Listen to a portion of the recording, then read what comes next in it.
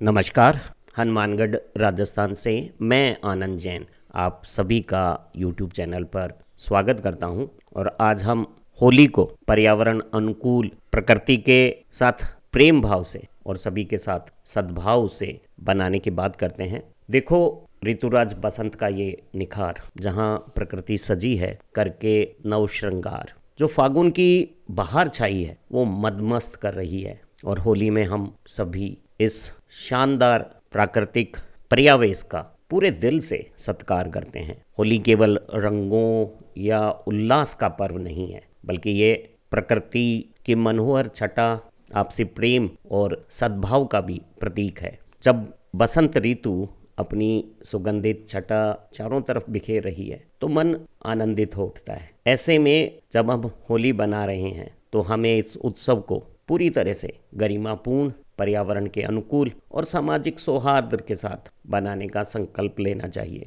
होली के रंगों के संग हमारे पर्यावरण में खुशहाली बनी रहे, इसे तो हमें जल संरक्षण के बारे में सोचना चाहिए। होली में जब हम पानी की अनावश्यक बर्बादी करते हैं तो ये एक गंभीर समस्या हो सकती है। हमें याद है कि जल ही जीवन है और इसे संरक्षित करना हम सभी की नैतिक जिम्मेदारी है। तो आइए, जब हम होली का ये पर्व बना रहे हैं तो जल संरक्षण के बारे में भी, जल को सुरक्षित रखने की दिशा में भी पहल करें और हम सभी सूखी होली खेलें। जल के सभी प्रकार के अपव्यय से बचें। जल के संरक्षण का संदेश सभी तरफ फैलाएं, जिससे आने वाली पीढ़ियों के लिए भी हम जो जल जैसी अमूल्य संसाधन है उसे सुरक्षित रख सकें। होली को बनाते समय हमें रासायनिक रंगों का इस्तेमाल करने से भी बचना चाहिए और प्राकृतिक रंगों का उपयोग करना चाहिए। जो रासायनिक रंग हैं वो हमारी त्वचा और स्वास्थ्य के लिए हानिकारक होने के साथ साथ हमारे इस पर्यावरण को भी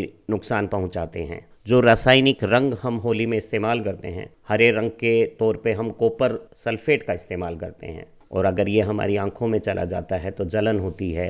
अस्थायी रूप से हमें अंधत्व हो सकता है, दिखना बंद हो सकता है, आंखों में सूजन हो सकती है, बहुत सारी मेडिकल समस्याएं पैदा हो सकती है। बैंगनी रंग के लिए जो क्रोमियम आयोडाइड का इस्तेमाल किया जाता है वो तो बहुत हानिकारक है और इससे दमा और एलर्जी के रोग होते हैं और बहुत सारे लोग जो इस बदलते मौसम में सुग्राहिता रखते हैं वो बीमार हो सकते हैं। वहीं जो मरकरी सल्फेट के रूप में लाल रंग का इस्तेमाल करते हैं उससे त्वचा का कैंसर हो सकता है। दूसरे केमिकल कलर भी जब इस्तेमाल होने के बाद मृदा या जल का प्रदूषण करते हैं तो वो अंततः हम मानवों के भी अहितकारी हो जाते हैं। इन रासायनिक रंगों से हमारा जल और मिट्टी प्रदूषित होती है और हम मानवों के अलावा दूसरे जीव जंतुओं पर भी प्रतिकूल प्रभाव पड़ता है। तो आइए, इस होली पर फूलों का इस्तेमाल करें, फूलों से होली खेलें, या हल्दी, चंदन और मेहंदी जैसे प्राकृतिक स्रोतों से बने हुए रंगों का इस्तेमाल करें। ऐसे प्राकृतिक रंग न केवल सुरक्षित हैं बल्कि हमारी इस प्रकृति के लिए अनुकूल भी हैं।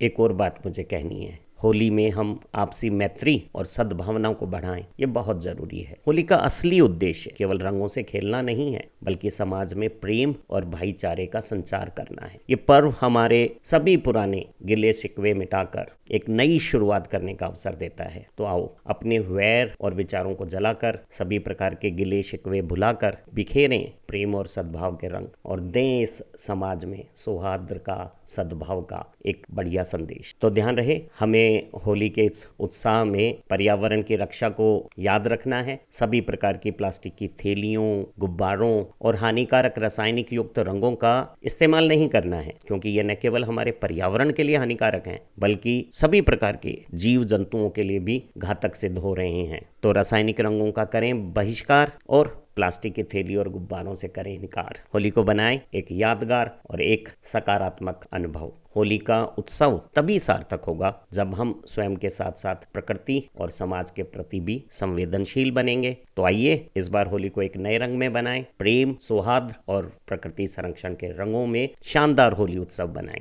हैप्पी होली।